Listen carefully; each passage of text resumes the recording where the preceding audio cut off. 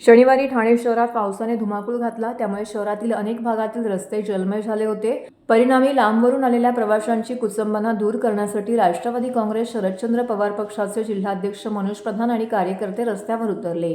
वंदना cinema येथे पाण्यात उतरून त्यांनी लोकांना मदत करण्याचं धोरण अंगीकारलं होतं. काही रिक्षा तैनात करून त्यांनी प्रवाशांना इच्छास्थळी सोडले. रिक्षा उपलब्ध नसताना स्वतःच्या वाहनाने त्यांनी प्रवाशांना त्यांच्या घरी नेऊन सोडले. आज सकाळपासूनच पावसाने जोरदार अशी बॅटिंग सुरू केली आहे. पावसाने शहराच्या अनेक भागांमध्ये पाणी जमा झाले असल्याचे समजल्यानंतर मनोज प्रधान आणि त्यांच्या सहकाऱ्यांनी शहरातील विविध भागांमध्ये दुचाकीवरून पाहणी केली.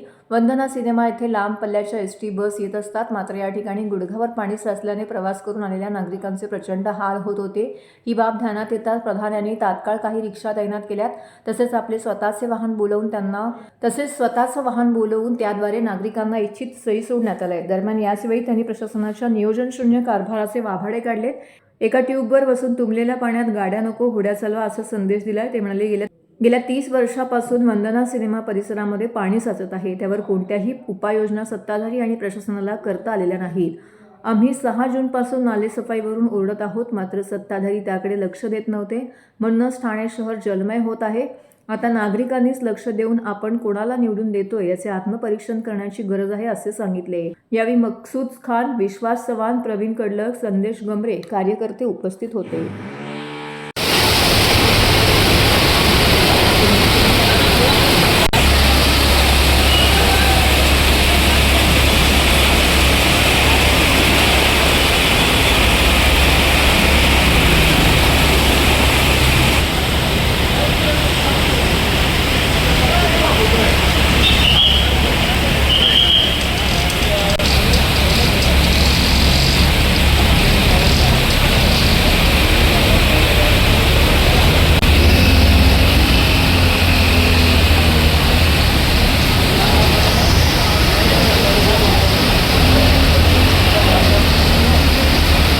असं आहे की गेले 40 वर्ष मी बघतोय की या ठिकाणी पाणी भरतच.